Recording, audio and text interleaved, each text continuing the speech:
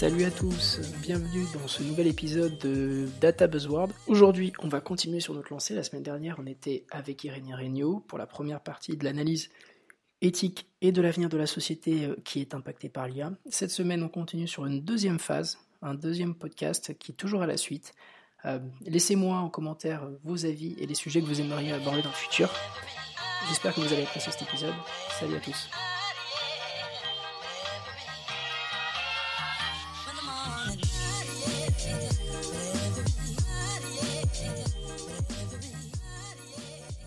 Il y a une atrophie naturelle en fait du marché sur les sujets qui sont pas amenés à ne pas être automatisables, qui de toute façon, oui, il y aura là pour le coup, il y aura de la productivité, de la performance qui va venir. Mais tu disais tout à l'heure, tu parlais des IRM, etc. Tu dis ouais, c'est une catastrophe. Quand même, moi j'ai un enfant. Si mon enfant, je peux augmenter la capacité de diagnostic de 1 ou 2% grâce à une machine, je serais ravi que mon enfant soit diagnostiqué et qu'il passe pas à travers ces 1 ou 2% que m'aura offert la machine. Tu comprends ce que je veux dire ? Et je pense que la société, globalement, est quand même pour ça. Oui, non, mais c'est clairement, t'as raison, Jean-Louis. Mais c'est ce que je disais, hein, qu'on se comprenne bien. Je ne mets rien au-dessus de la vie, clairement. Il n'y a aucun principe, aucune critique qui pourra, à mon avis, qui ne devrait faire dire à qui que ce soit qu'on peut pas se permettre de sauver un enfant qui a le cancer. Non, mais c'est clair et net. Mais c'est mon point Godwin, hein, sur non, mais c'est évident. Mais moi, je suis évidemment favorable à ça. Après, là, il y a plusieurs écueils. Un des écueils, c'est celui de l'émotion. C'est que, de manière générale, quand on parle des sciences et des techniques dans les grands médias, on se focalise beaucoup sur la grande découverte. Alors, on a opéré un cœur depuis Paris aux États-Unis grâce à une main mécanique, ceci, cela, qui sont certes très intéressants, qu'il faut faire, mais je suis pas sûr que c'est là-dessus qu'il faille mettre la lumière. Si demain tu veux clairement éviter que les gens meurent, il va falloir améliorer leur façon de vivre. Tu veux, c'est pas la technologie qui sauve les gens. Et j'ai envie de dire, tu prends les grandes étapes d'augmentation de la vie humaine, c'est l'hygiène, voilà, se laver les mains. Et en fait, c'est des usages. Alors après, il y a eu évidemment Pasteur, les vaccins, etc. Ça joue beaucoup. Mais c'est beaucoup ça, en fait. Les conditions de travail, le droit du travail, tu vois. Et ça, historiquement, ça représente mais vraiment beaucoup plus que certaines techniques qu'on nous vend aujourd'hui, comme en allant jusqu'au transhumanisme, etc. On va dire pour toujours. C'est pas ça la question. Si tu as vraiment la volonté aujourd'hui de faire en sorte que les gens arrêtent de mourir jeunes, invente un vaccin contre le paludisme. Enfin, tu vois, enfin, au bout d'un moment, faut juste remettre les choses en contexte. Est-ce que ça veut dire qu'il ne faut pas faire des choses pointues pour guérir les maladies du cerveau chez les personnes âgées, les cancers, etc. Bah, bien sûr que non, évidemment, il faut le faire. Mais si on reboucle derrière sur la question écologique, c'est pas ces trucs-là qu'ils consomment, tu le sais bien. Ce qu'ils consomment dans le monde, Internet, c'est quoi ? C'est 90% de porno, en gros. C'est des spams. C'est moins de 90%. C'est moins de 90%. Non, mais bon, enfin, voilà, j'exagère un peu, mais en termes de... On est plus autour de 40 quand même. Là, ça dépend des pays. Il y a des pays où on va jusqu'à 70% de la bande passante, tu vois. Donc bon, tu vois, c'est juste pour te dire que c'est... Bon, l'IA qui nous aide à mieux vivre, en gros, c'est juste pas le sujet écologique, ou très peu, quoi. Voilà. Bon, moi, ce qui m'inquiète plus, effectivement, c'est que ça serve à vendre des trucs aux individus en croyant qu'on va pouvoir les cibler hyper précisément à l'échelle de l'individu, ce qui sera toujours impossible. C'est qu'on puisse d'ailleurs même préjuger qu'on va pouvoir réduire les hommes en données en pensant que telle personne, elle correspond à tel schéma virtuel, donc soi-disant Google te connaîtrait plus que toi-même, mais Google ne te connaît pas plus que toi-même. Google, il connaît rien de toi. Puis en même temps, il connaît tout. Mais si tu veux, il y a que toi qui te connais toi-même, et encore, on a du mal, quoi. Ouais, mais tu peux pas nier, par exemple, que sur Netflix, par exemple, alors je parle pas des recommandations Amazon, parce que quand tu achètes sur Amazon des couches, la recommandation, ça va être des couches, mais j'essaie de les acheter. Mais oui, j'achète des couches. Mais pour la partie Netflix, par exemple, moi, j'aime bien consommer les séries. Les séries qui sont effectivement recommandées n'ont strictement rien à voir avec les séries de ma conjointe. Et les séries de ma conjointe, c'est vraiment des séries girly. Mes séries à moi, c'est des séries espionnage, machin, etc. Ouais, moi aussi. Tu peux pas nier que d'une personne à d'une autre, la recommandation, elle existe, elle est vraie. Et il y a quand même une vraie valeur là-dedans. Il y a une forme de personnalisation. Alors oui, mais Évidemment, elle est vraie à l'intérieur de la bulle qu'on crée pour toi, mais je nie rien du tout de tout ça, hein. Moi, il m'arrive aussi de regarder je le sais bien, hein, moi, j'achète pas trop sur Amazon pour des raisons qui m'appartiennent. Après, je regarde beaucoup les livres sur Amazon et du coup, les recommandations sont souvent très pertinentes d'ailleurs. Voilà. Après, pardon, Netflix, c'est pas tant. Enfin, chacun regarde ce qu'il veut. Moi, je suis jamais prescripteur, hein. Je critique pas le consommateur. Je pense que les gens font ce qu'ils peuvent et sont souvent déterminés par des choses qui les dépassent. Donc, il est hors de question de dire, de juger les gens sur ce qu'ils font. Ça, c'est évident. C'est un grand principe que j'ai. Euh, Après, Netflix, c'est vrai que si tu prends l'écran de ta nana, moi, c'est pareil chez moi. Il est plutôt rouge et bleu. Tu vois. Si tu prends ton écran à toi, il est plutôt noir et rouge. Et si tu prends l'écran de ta gamine, si tu as une gamine, il est rose. Voilà. J'ai fait le test, hein, tu peux regarder. Au Mouton Numérique, on monte des ateliers de rétro-design de l'attention. C'est-à-dire qu'on prend un objet comme Netflix, et puis on essaye de comprendre pourquoi c'est comme ça, en fait, en bout de chaîne.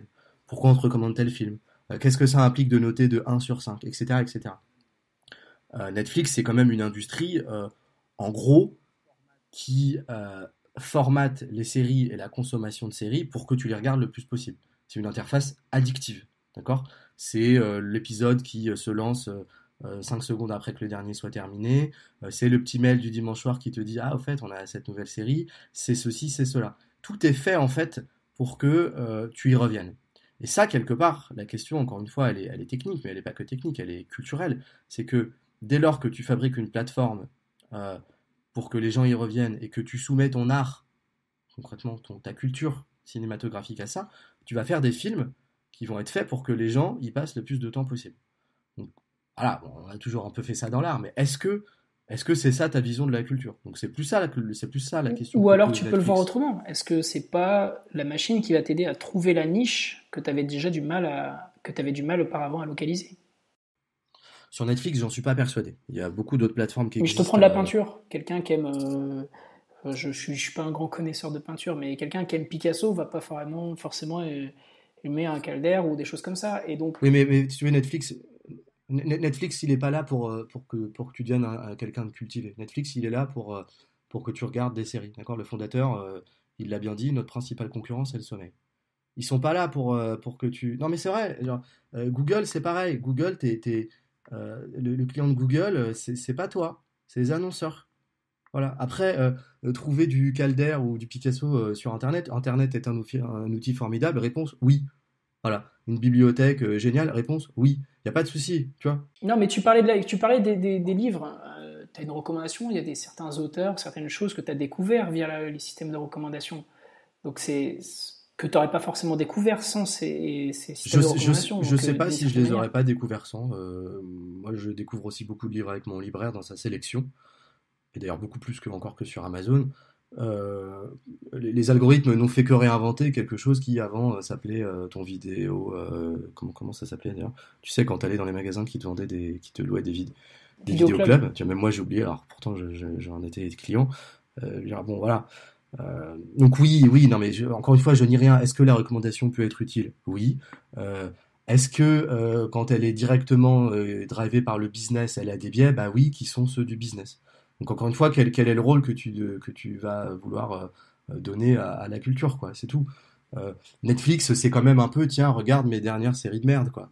Et ça n'empêche pas que tu as quelques séries très bien. Mais si tu vas sur les autres plateformes, et moi, une copine assez cinéphile m'en a convaincu parce que j'étais un peu dans le doute, euh, mais t'as d'autres plateformes qui existent où t'as vraiment des bons films, quoi. C'est quoi les Parce autres que, plateformes? Pour mais, info. alors elle me disait évidemment d'aller sur Sens Critique parce que t'avais énormément de choix de films qui étaient donnés de façon beaucoup plus intelligente qu'un algorithme.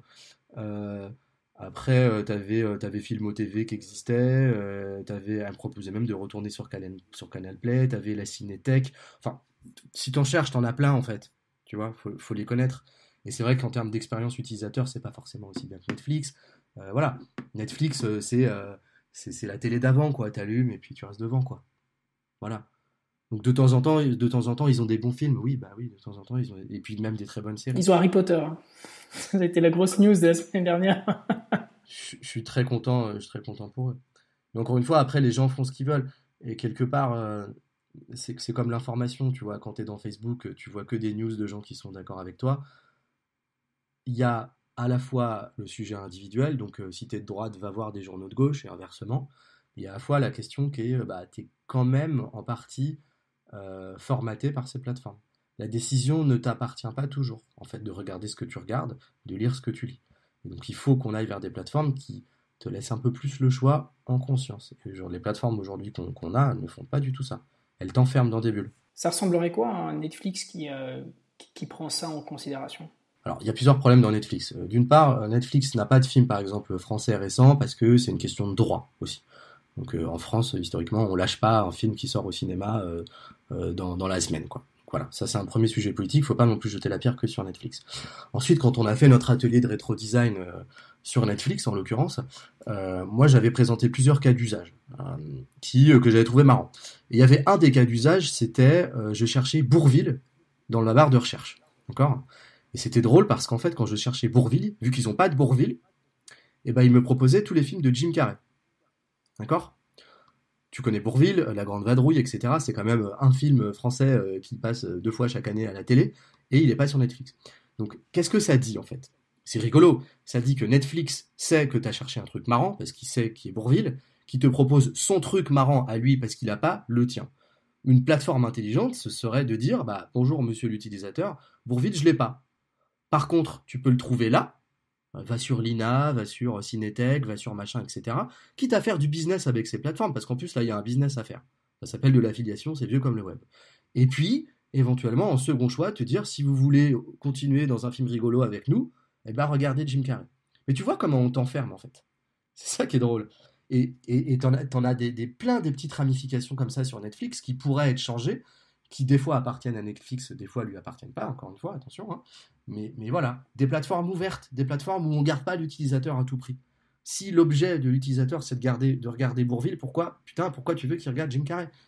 Laisse-le regarder ce qu'il veut. Et elle a trouvé ça. Donc tu voudrais utiliser, allez hop, je mets un coup, j'enfonce une porte ouverte. Tu pourrais utiliser l'IA pour atteindre la volonté de l'utilisateur au final. Je sais pas.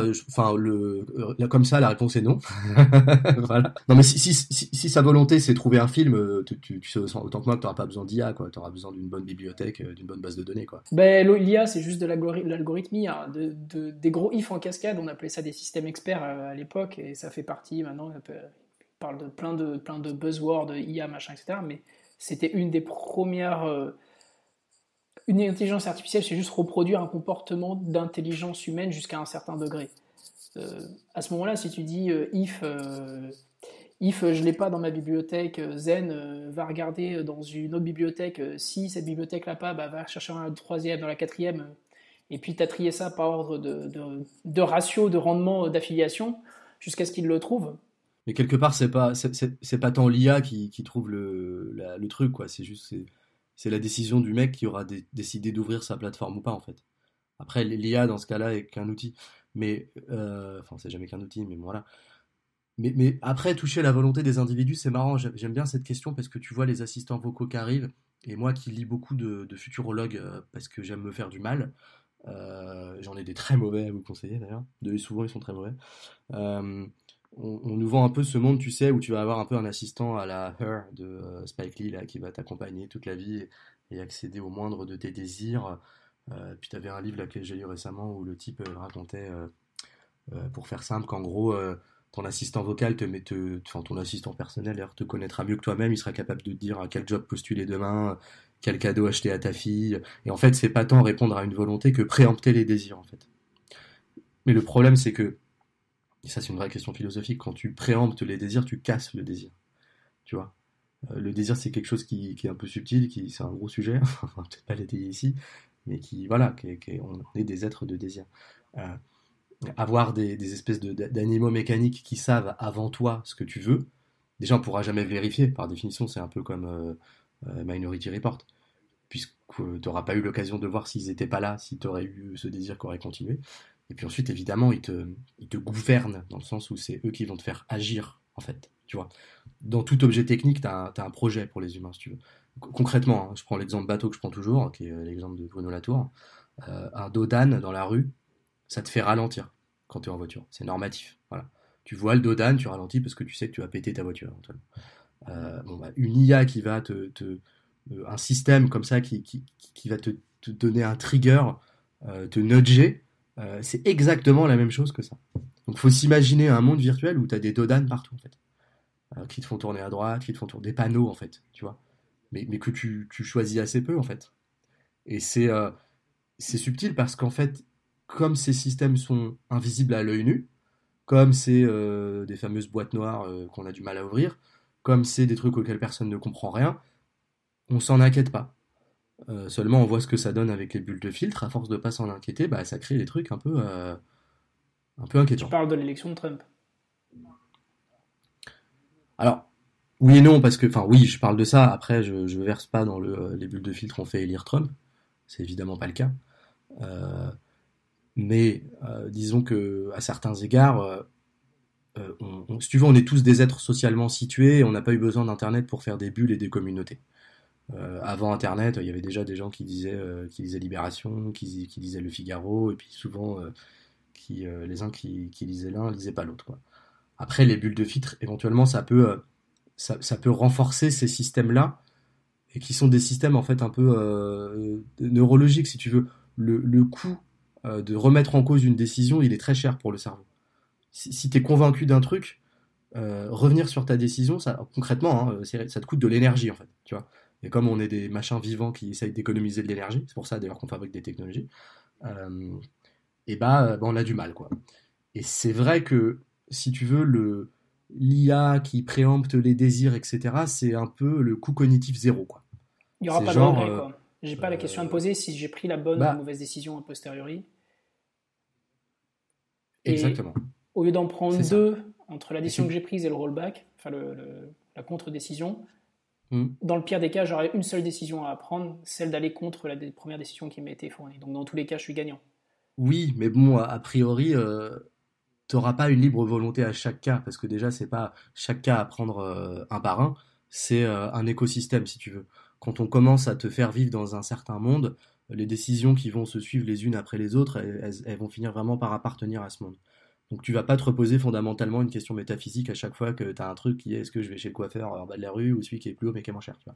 Enfin, c'est ça. Est-ce que je commande un truc sur Amazon ou est-ce que ceci, est-ce que cela, quoi. Donc, donc voilà, ça porte un nom, hein, ça s'appelle la gouvernementalité. Et l'exemple paradigmatique, c'est ce qui se passe en Chine avec le Social Credit System, où les gens ont un score qui sera bientôt obligatoire pour tous les Chinois, euh, qui, est, euh, qui est donné par l'État, donc tu es noté sur 1000, je crois. Et en gros, en fonction de tes actions dans la vie, ce score monte ou baisse. Donc si tu payes pas à l'heure tes factures d'électricité, ça baisse. C'est C'est Black Black Mirror en Mirror. fait. Si t'es pas sympa avec tes voisins, ça baisse. Si tu connais des gens qui ont un score bas, ça baisse. Donc ça veut dire qu'en fait la note est contagieuse. Elle agit par c'est ça, par contamination. Et donc ça, si tu veux, et puis en gros quand tu as une mauvaise note, bah tu peux pas prendre l'avion par exemple. T'as plus le droit à avoir certains services sociaux, etc., etc. Et quand tu as des bonnes notes, tu as des bonus. Donc c'est un système de bonus-malus institué par l'État. Donc en fait c'est un peu une dictature une dictature technique en fait, enfin c'est une technocratie en fait, à l'intérieur de laquelle tu gouvernes les individus avec des systèmes techniques. Bon alors en Chine, c'est culturellement très différent de la France, hein, c'est beaucoup mieux accepté entre guillemets. Mais bon, en Europe, on peut arriver à quelque chose qui ressemble à ça, à la sauce européenne, et je suis pas sûr que c'est très souhaitable. Ok. Je vais aller prendre mes anxiolytiques. Je suis désolé, c'est ça. Non, c'est. Non, non, je suis pas au courant pour la Chine, c'est catastrophique en fait. C'est catastrophique, ouais. Mais bon, après, on n'en est pas là ici, hein. Faut pas, Non, non, voilà. mais ils ont déjà des systèmes de surveillance qui sont déshumanisés, avec de la reconnaissance faciale, etc. Des Bah, tout patterns ça est relié, de hein. comportement, enfin, c'est relié. Et puis, c'est une façon de s'abstraire socialement d'avis politique, d'une certaine manière. Il n'y a plus de droite, il n'y a plus de gauche, c'est la machine. Mais tu sais, toi qui es dans l'IA, euh, l'IA, c'est quand même un domaine qui est particulier, dans le sens où c'est né dans les années 50 avec Newman, etc., autour de la cybernétique. La cybernétique, c'est quand même une discipline qui est tout sauf neutre, quoi. C'est un projet idéologique. Il y a des gens qui se sont réunis, ça fait un peu complot, hein, mais bon, voilà, euh, suite à la guerre, après les machines qui ont servi en gros, à automatiser le tir de missiles pour buter les avions. Enfin bref, suite à tout ça, tu as quand même des gens qui se sont réunis avec l'idée de répliquer le cerveau humain. Donc c'est quand même pas rien comme origine technologique en fait. C'est un projet idéologique qui vient de là. Et ce projet, il est philosophiquement dualiste. Ça veut dire quoi? Ça veut dire qu'il considère que l'homme et son cerveau, c'est deux choses différentes. Et que, en gros, demain, je pourrais avoir Jean-Louis sur une clé USB et le mettre dans un ordinateur. Bon, en fait, c'est beaucoup plus compliqué parce que le cerveau, il est dans la tête, elle est sur le corps, et le corps, il a les deux pieds sur terre. En fait, on est des êtres naturels, on fait partie de la nature. Mais bon, toujours est-il que l'intelligence artificielle, elle vient de là. Donc oui, derrière, ça donne des trucs qui sont un peu chelous, quoi. Mais parce que c'est une science qui est compliquée. Donc toute la vision du monde, toute la façon d'organiser l'humanité qui en découle, si on lui laisse trop cette place, elle peut aller vers ça. Et c'est le cas dans la guerre, avec les robots tueurs, les drones qui tirent sur des personnes à partir d'inférences algorithmiques sans même savoir si ces personnes sont des criminels ou pas. C'est le cas avec les systèmes dont je t'ai parlé tout à l'heure qui déterminent si une personne va retourner en prison ou pas, ça s'appelle Compass. C'est le cas avec certains systèmes qui donnent ou pas les allocations sociales aux États-Unis. Donc il y a un livre qui s'appelle, je sais plus comment ça s'appelle ce bouquin, Automatizing Inequality, l'automatisation des inégalités de Virginie Eubanks. Alors, tu vois, c'est des systèmes, dès lors que tu les mets dans la sphère publique, bah ça crée des véritables biais, quoi. Et ce projet, il est né, si tu veux, de la Seconde Guerre mondiale, où en gros, l'homme dépassé par sa technique et surtout la bombe atomique a flippé, et où on a cru qu'on pouvait, et là je reboucle avec ce que tu dis, qu'on pouvait, grâce à la maîtrise de l'information, régler une société un peu comme si c'était une horloge, en fait. C'est-à-dire la réguler quasiment algorithmiquement, avec des boutons poussoirs où effectivement il y aurait plus de gauche, il y aurait plus de droite, mais un système mécanique qui régule la société. Parce que, étant donné que les humains sont assimilables à des machines, ils peuvent entrer eux-mêmes dans des plus grosses machines qui, elles-mêmes, vont réguler pour qu'on ait la paix sociale. C'est 1984 en fait. C'est plus subtil. C'est comme George Orwell où tu as des dictionnaires qui sont mis à jour, un certain nombre de mots que tu as le droit d'utiliser, un certain... C'est plus subtil que ça. C'est très normatif. C'est normatif, mais si tu veux, dans 1984, tu as quand même Big Brother. Là, il n'y a pas forcément un Big Brother. Si tu veux, le monde qu'on connaît aujourd'hui, à la limite, si tu devais trouver une référence dystopique, ce serait plus Brave New World, le meilleur des mondes, dans le sens où on est très désireux de ce futur-là. Parce qu'il nous rend la vie plus facile. Enfin, nous, en Occident, en tout cas, pas les mecs qui font des iPhones et qui se suicident chez Foxconn. Mais voilà. Donc, quelque part, la meilleure arme de ce système, c'est de te donner envie. Et donc là, on n'est pas dans un système qui est toujours répressif à la 1984, on est plutôt dans un système qui est celui de la jouissance, en fait. Donc c'est pas tellement Big Brother, c'est Big Mother, en fait. Et en fait, ça c'est, tu penses, en amont de ce 1984, ou peut-être 1984 n'existera jamais, c'est juste... Non? T'as pas d'avis sur la question? Je pense en amont, c'est-à-dire? Il y aura peut-être deux étapes, il y a une phase de jouissance, puis il y a la phase de désillusion après. Ouais, je pense que clairement, il y a déjà une phase de désillusion. Avant même que ça ait commencé, parce qu'on s'entend que l'AI, il y a tout le monde qui en parle, personne qui en fait, très très peu qui en font. Oui, mais je pense que la phase de désillusion, elle commence vraiment à naître, tu vois. Enfin, en tout cas, elle naît dans les sphères qui sont concernées par ça, aux États-Unis. Encore une fois, dans la Silicon Valley, tu as des groupes qui se constituent, des groupes même de salariés, des coalitions.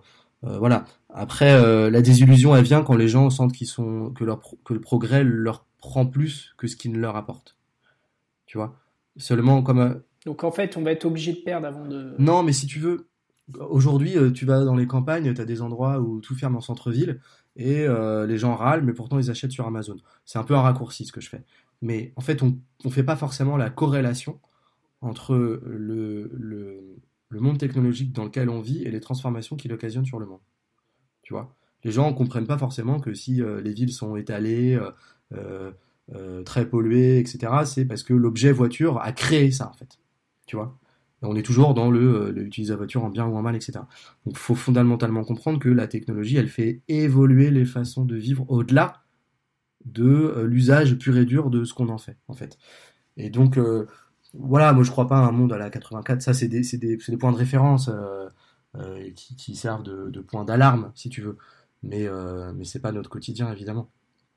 Donc, D'un autre côté, moi, 1984, je trouvais que c'était un livre magnifique parce que euh, dedans, moi, je trouvais, enfin, j'en ai pleuré à la fin. C'est que c'est un livre qui se reconcentre sur les valeurs humaines, sur l'émotion, en fait. C'est ça que je trouve absolument magique. En fait, moi, je dis, souvent, on parle de 1984, le Big Data à 84, non. C'est une histoire d'amour, en fait. Alors oui, il y a le système, machin, mais dans le fond, c'est une histoire non, mais d'amour. Et ça, ouais. en fait, est-ce qu'il n'y a pas de ça aussi, de se reconcentrer sur Bah, les c'est une valeurs histoire humaines? terrible, quand même. Oui, mais c'est une histoire terrible, c'est une histoire d'amour. Oui, mais à la fin, en fait, l'amour, il est écrasé par Big Brother et Winston en vient à aimer Big Brother et à devenir un légume, quoi. Donc donc ça commence par une histoire d'amour, mais je suis d'accord avec toi. Il y a quelque chose qui est de l'ordre de ça. Après, Entre guillemets, se l'humain se reconstruire. redécouvre l'amour. Tu comprends ce que je veux dire dans une société ici où, genre Oui, là, je oui, te oui, prends ta oui. Tinder, c'est bon, ça, droite, gauche, machin, etc. Puis ça, où t'as, comme tu dis, l'abondance versus l'autre, où t'as un vrai amour qui est fait parce que la technologie t'a montré les limites de ça et tu apprends à apprécier des choses que la machine n'est pas capable de comprendre. Tu comprends ce que je veux dire? Ouais, mais bon, après, si on a besoin qu'elle arrive à saturation pour se rendre compte qu'on a un cœur, on risque de bousiller la planète, tu vois. Ce qu'on est déjà en train de faire. Mais je suis d'accord. Après, il faut se méfier de tous ces mots qui parlent de valeur, de remettre l'humain au centre, etc. Personne n'a une idée fixe et encore heureux de ce que sont des valeurs humaines. Personne n'a la même définition de ce que c'est qu'un humain. Moi, quand j'entends des gens qui disent il faut remettre l'humain au centre de la technologie, je leur pose souvent la question, mais c'est quoi un humain en fait? Et fondamentalement, c'est ça la question. Et souvent, en fait, ce qu'ils entendent par humain, c'est client. Voilà. Donc, il faut que le client soit au centre de la technologie. Et donc, le client, ce qu'il faut lui donner, c'est ce qu'il veut. Non, mais c'est important parce que, si tu veux, dès lors que tu dis humain, il faut envisager l'humain comme quelqu'un qui est multiface. Un humain, c'est quelqu'un qui effectivement est un client face aux entreprises, qui est aussi éventuellement un père, une mère de famille face à ses enfants, qui est un conducteur dans une voiture, qui est un citoyen face à l'État, etc., etc. L'humain, il a plein de facettes et qui sont toutes contradictoires. Voilà. Concrètement, l'humain, il rentre du boulot, il est fatigué. euh, il a pas le temps de cuisiner, donc il fait un truc surgelé qu'il donne à ses enfants et qui est plein de produits dégueulasses. Voilà. Et pourtant, cet humain-là, eh ben, ah putain, il aimerait bien qu'on pollue moins, qu'on arrête de faire de la bouffe industrielle. L'humain, il aimerait bien lire des livres intéressants, se faire un avis pointu sur la question, mais le matin, dans le métro, il lit 20 minutes. Parce qu'il n'a pas le temps et parce qu'on lui a filé à l'entrée du métro. Donc tu vois, on est tous pris dans. Et on est tous comme ça. Donc tu vois, l'humain pour 20 minutes ou pour métro et l'humain devant ta fille, tu vois bien que c'est juste pas le même en fait. Et donc il faut bien remettre ça au centre de Et tout. qu'est-ce que nous, en tant qu'entreprise, on doit faire? Qu'est-ce que tu dis aujourd'hui? Je suis chef d'entreprise, qu'est-ce que je dois faire? Je suis data scientist ou peu importe, qu'est-ce que je dois faire? Après, il y a différents degrés. Il y a l'éthique professionnelle, dans le sens où toi, en tant que data scientist, ou ça peut être quelqu'un qui est designer ou quoi que ce soit, va vouloir faire son boulot bien, pas dépasser certaines limites, refuser de s'adonner à certaines pratiques. Voilà. Donc il a une certaine marge de liberté, mais qui est évidemment très limitée parce qu'au-dessus de lui, il a un impératif business. Cet impératif business, il s'inscrit dans une économie qui est plus globale, et c'est ça que tu questionnes à travers ça. Donc c'est pas tellement qu'est-ce que peut faire l'entreprise, ou en tout cas pas sur le mode de la bienveillance ou juste de la bonne volonté. Donc tu peux avoir des bons chefs d'entreprise qui essayent de faire des trucs un peu mieux. Pour autant, ils sont aussi tous dépassés par un impératif business qui les dépasse. Voilà. C'est comme ça. Moi, quand j'ai vu Octave Klaba, on a discuté 1 heure ensemble lors du dernier OVH Summit. Enfin, voilà, là où on s'est revus d'ailleurs. Euh, c'est vrai que tu vois que c'est assez contradictoire dans le sens où c'est quelqu'un qui a monté une entreprise énorme, OVH, qui est quand même une très belle réussite européenne. Je pense qu'il y a une réelle volonté de faire un contre-système face aux GAFA. Pour autant, c'est vrai que la question qui se pose aujourd'hui, c'est beaucoup celle de la consommation énergétique et elle concerne tout le monde, cette question. Donc tu vois, je suis pas sûr, moi, si tu veux, arriver à cette limite-là, que ce soit le rôle du chef d'entreprise, en fait. Un chef d'entreprise, un entrepreneur, quelqu'un comme Octave, en l'occurrence, qui est un bâtisseur, il est là pour bâtir, quoi. Par contre, les règles à l'intérieur desquelles il vit, euh, c'est pas à l'entreprise de les décider. Une entreprise, c'est pas une organisation démocratique. C'est à la puissance publique de les décider. C'est pour ça qu'on a un RGPD, c'est pour ça qu'on a des normes ISO, c'est pour ça qu'on a ceci, qu'on a cela. Donc demain c'est plus vers ça qu'il faut aller. Enfin, voilà, j'enfonce une porte ouverte. Mais tu crois, les RGPD, ce genre d'initiative à échelle européenne? Bah, je pense que, enfin, il y a des gros trous dans la raquette de la RGPD, notamment sur la question du consentement. Après, oui, je pense que c'est un pas C'est en vrai qu'il faut avant. aller. C'est des initiatives à l'échelle européenne de cet ordre-là. Mais même mondial, Mais mondial. Mais alors, là, je te renvoie vers des gens comme Zimmerman. Parce on en parle un que j'ai peu. pas lu depuis longtemps, T'as mais pas vu depuis vas-y. longtemps. Mais c'est le genre de personnes qui ont été exactement dans cette logique-là, en essayant d'aller faire du lobbying pour des intérêts d'humains et pas des intérêts du capital au sein d'institutions européennes et qui, à la fin, on a été écœuré et s'en est écarté parce qu'il en arrivait, comme il dit, lui, à en avoir des idées euh, d'extrême avec le meilleur fond du monde, enfin, avec la meilleure volonté du monde, on arrivait à avoir des positions extrêmes, pas pour les mêmes raisons, mais à avoir des positions extrêmes. Donc, est-ce que tu penses que c'est faisable? Après, moi, je connais pas Zimmerman, pour tes auditeurs, le créateur de la Quadrature du Net. C'est ça, Ouais, c'est hein. ça, exactement. Ouais. Désolé. Ouais. Qui est qui est un militant. J'ai vu récemment effectivement qu'il avait quitté la Quadrature. Je sais pas, parce qu'en fait, moi, je peux pas répondre au même niveau que lui parce qu'il est à un niveau il a créé quelque chose qui est tellement énorme. Enfin, moi, je suis pas du tout une personne comparable à ça en fait. Donc ce qu'il vit, je peux même pas me l'imaginer. Mais j'imagine effectivement que quand tu es comme lui un militant et que tu te bats à longueur de journée contre des parlementaires, des lobbies, des machins, des trucs, que tu vois les puissances à l'œuvre et la difficulté de la tâche, il y a de quoi déprimer quoi. Mais tout comme il y a de quoi déprimer quand aujourd'hui tu es... Enfin, regarde les gens qui étudient la nature ou qui sont enfin, les climatologues par exemple, ils sont tous déprimés. Il y avait un très bon article dans Slate il n'y a pas longtemps. Les mecs passent des mois en Arctique pour mesurer qu'est-ce qui se passe dans les calottes glaciaires. Ils reviennent au pays et puis on leur dit ah ouais, moi le climat, franchement, je trouve que c'est un truc de bobo quoi. Et tu vois, les mecs sont en première ligne pour voir que tout s'effondre entre guillemets et on les déconsidère. Donc c'est très Je pense dur. que c'était pas des considérations. Ce qui mettait lui en avant, c'était le fait que tu passais ton temps à. Tu fermes la porte, les mecs passent par la fenêtre, tu fermes la fenêtre, les mecs passent par la porte, et il y a tellement de capacité du lobbying à atteindre ses objectifs face au peu d'engagement, on va dire, des citoyens. En fait, tu comprends ce que je veux dire? La- Et je comprends très bien. Après, tu peux pas, enfin, tu peux pas en arriver à la conclusion où c'est foutu parce que tu peux pas, c'est tout. C'est comme ça. Il est jamais trop tard. Voilà, à tous les niveaux. Ensuite, faut pas oublier un truc, c'est que t'as effectivement, il y a beaucoup d'endroits où ça va mal dans le domaine technologique, à mon avis. Ça veut pas dire qu'on est dans un scénario catastrophiste ou qu'on va tous mourir. Je dis pas ça. Je pense que les directions qu'on prend sont pas les bonnes. Voilà. Je pense qu'on fait surtout pas attention à la planète. Voilà, pour les petites la palissade. En revanche, paradoxalement, parfois il en suffit de peu en fait. Tu vois, tu as des effets statistiques qui peuvent être rapides. Tu prends, c'était dans le dernier bouquin de Taleb, il prenait cette analogie, il disait, tu prends dans les mariages, souvent, il suffit qu'il y ait 1% ou 2% de gens qui mangent halal pour que les mariés décident de n'acheter que halal du coup. Tu vois?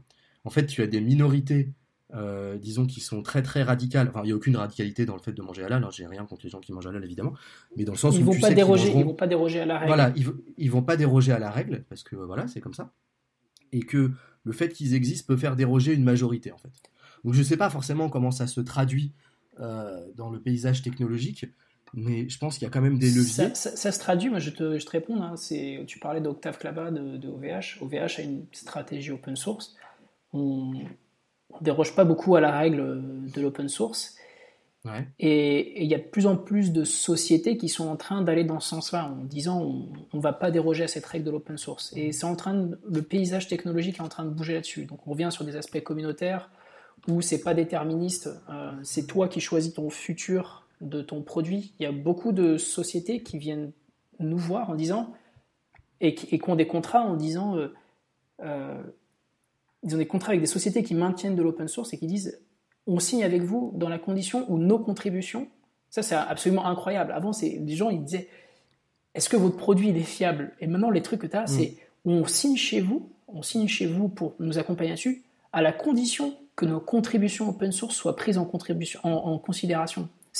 Donc là, pour répondre, c'est un peu entre guillemets, c'est je suis ok d'aller chez Leclerc ou j'en sais rien, ou chez peu importe Auchan, machin, à la condition que je puisse avoir tous les produits que je cherche en bio, à la condition qu'il y ait toutes les traçabilités que je recherche. Sinon, je ne mets pas les pieds chez vous. Donc, on voit ça dans le paysage technologique avec l'open source. C'est exactement ça. Le PUA, tu parlais des impacts écologiques. Le PUA, c'est l'indice de performance énergétique en fait, combien tu vas générer en puissance de calcul par rapport à combien tu consommes. C'est des trucs que regardent les sociétés. Et ça avance peu, on est d'accord, hein, ça avance peu en global, mais tu as le RSE, donc la responsabilité sociale et environnementale des entreprises, qui sont des critères. C'est là je vais revenir sur mon discours un peu des machines et des algos, mais qui sont des critères qui sont de plus en plus considérés. Donc, tu peux péter une entreprise. Donc, tu as des algos qui regardent la bourse, machin, etc. Je te prends Tesla comme exemple, c'est un très, très bon exemple, Tesla, ou je te prends n'importe quelle boîte de la Silicon Valley. Les algos, ils ont prédéfini que ça va être à la hausse, à la baisse, à peu de choses près, ok, ça peut monter un jour, descendre un jour, mais... Et il y a un truc qui vient, et là on revient sur l'humain, donc tout est normé, tout monte, et il y a la responsabilité sociale et environnementale de l'entreprise qui rentre en compte et qui fait péter le système, la machine déraille. Un tweet mal balancé, tu sais, les MeToo, là, balance ton port, MeToo, le phénomène MeToo, boum, t'as des sociétés qui éclatent, etc., où la technologie n'est pas capable de comprendre ce qui se passe. Donc, tu dis, qu'est-ce qu'on peut faire? Nous, en fait, tu es en train de voir que quand même l'humain, globalement dans la technologie, mais même en règle générale, est quand même en train de revenir de devenir une grosse composante dans les décisions sur le capital. Enfin, moi c'est comme ça que je ressens. Sur l'open source, je connais... j'ai l'impression que Google fait un peu la même chose, en fait. Google a une autre conception de l'open source. Ça, c'est différent. La conception de Google, c'est... Pour moi, c'est... Google, bon, peu importe. Je vais pas... je donne mon avis, par exemple, Kubernetes. C'est un très bon exemple. Kubernetes, c'est la plateforme... C'est la plateforme qui est en train d'être considérée comme la convergence, puis on fera un épisode sur Kubernetes. Leur conception de l'open source, c'est, tiens, comme ils disent au Québec, je te garoche ça, c'est-à-dire je t'envoie ça dans les bras. C'est le nouveau standard, c'est open source, nous on l'utilise, merci, bonne journée. Et tu deviens, de facto, tu t'ajustes à leur standard. Et moi je trouve que c'est une conception de open source qui n'est pas open source. Tu comprends ce que je veux dire? Tu donnes quelque chose, ça devient de facto le standard, et tu dis c'est moi qui l'ai fait, je suis le plus gros du monde, bam, c'est ça maintenant. Ben non, c'est pas comme ça que ça fonctionne. Un open source, le concept, c'est la communauté qui construit, c'est pas une entreprise qui vient. Bah après, moi, tant mieux hein, dans ce cas-là. J'écoute attentivement ce que tu me dis. Effectivement, si voilà. Le deep learning sur l'AI, deep learning, TensorFlow, c'est exactement ça. Il y a plein de belles choses qui ont été faites avant.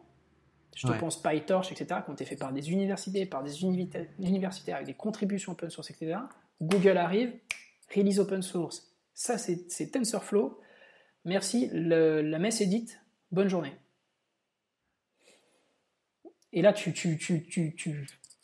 Enfin, moi, perso, je comprends, on dit open source, Google, mais Google fait de l'open source à sa manière, parce que maintenant, il aura sa plateforme, il aura ses standards, maintenant, tout le monde s'aligne sur ce qu'ils font. Et regarde le design des sites web. Le design des sites web, c'est basé sur, tu regardes la façon dont c'est fait Gmail, maintenant tu regardes tous les trucs qui sont faits maintenant en open source. Le design, parce que tu parlais de design, les designs sont basés sur les plus gros sites, sur des Twitter, sur des Facebook, sur des Netflix. Voilà, c'est tout. Bah après, ils font les tendances, évidemment, mais c'est comme un constructeur d'automobile, mais je suis d'accord. Après, pour revenir sur la RSE, je suis pas si persuadé que ça, que ce soit... Voilà, je demande dans quelle mesure c'est pas aussi un peu du lavage à la machine, de machine par les machines. Enfin voilà, la RSE concrètement, quel est le pouvoir de la RSE? Est-ce que la personne qui est responsable RSE est au COMEX? Est-ce qu'elle a un pouvoir de décision devant le DAF? Est-ce que donc c'est un long sujet la démocratisation de l'entreprise ou en tout cas son éthicisation. Mais bon, encore une fois, compter sur leur seule bonne volonté, moi j'y crois pas. Mais tu penses pas que les sociétés d'investissement, les fonds d'investissement regardent ces composantes RSE lors de leur justement leur création de portefeuille? Je pense qu'ils en ont rien à foutre. Il y en a qui le font. Hein. Ouais, peut-être, mais je pense qu'ils en ont vraiment rien à foutre. Après, si le marché s'y intéresse, ils s'y intéresseront. Ces gens-là s'intéressent au marché, c'est leur métier, ils font de l'argent, avec de l'argent.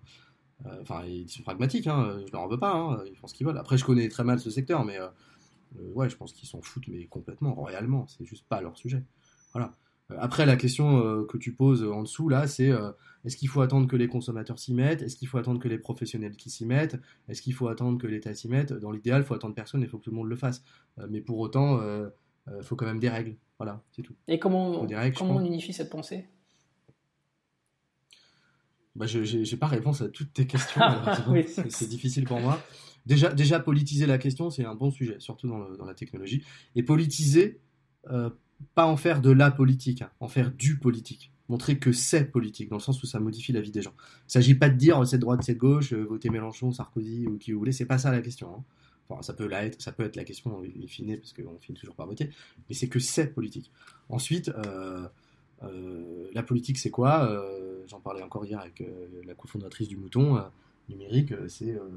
C'est des groupes de pression, c'est des collectivités territoriales, c'est des marchés publics, c'est l'État, c'est les enfin les députés, enfin tu vois. Bon bref, c'est multicomposante si tu veux. Donc à un moment donné, la question c'est pas tant qu'est-ce qu'on fait maintenant, c'est plutôt à ton niveau où est-ce que tu rayonnes, qu'est-ce que tu convaincs et dans quel mouvement tu t'inscris en fait. Moi, je sais que politiquement, je suis situé politiquement par rapport à ces sujets. Donc, encore une fois, pas forcément sur une échelle droite-gauche. Voilà, nous, en tant qu'association, on fait ce travail-là de décortiquage, d'explication, d'éducation. Et puis, les combats qui sont plus larges, qui nous dépassent, on s'inscrit dedans, on y participe à minima, mais c'est plus les nôtres, entre guillemets. On intervient en support. Ok. Donc en fait, vous êtes la poudre pour démarrer pour initier en fait le débat, quoi. Oui, alors on n'est pas là pour dans le sens où c'est pas nous qui allons faire péter les trucs, quoi. Je veux dire, Non, non, t'as des, hmm. mais on est un peu l'huile dans les rouages ou un truc comme ça, tu vois. Ok, ça marche. Et vous êtes autofinancé ou ça se passe comment? Alors le mouton numérique aujourd'hui en fait c'est une soixantaine d'adhérents, quelques entreprises et puis beaucoup de particuliers qui organisent eux-mêmes leur format.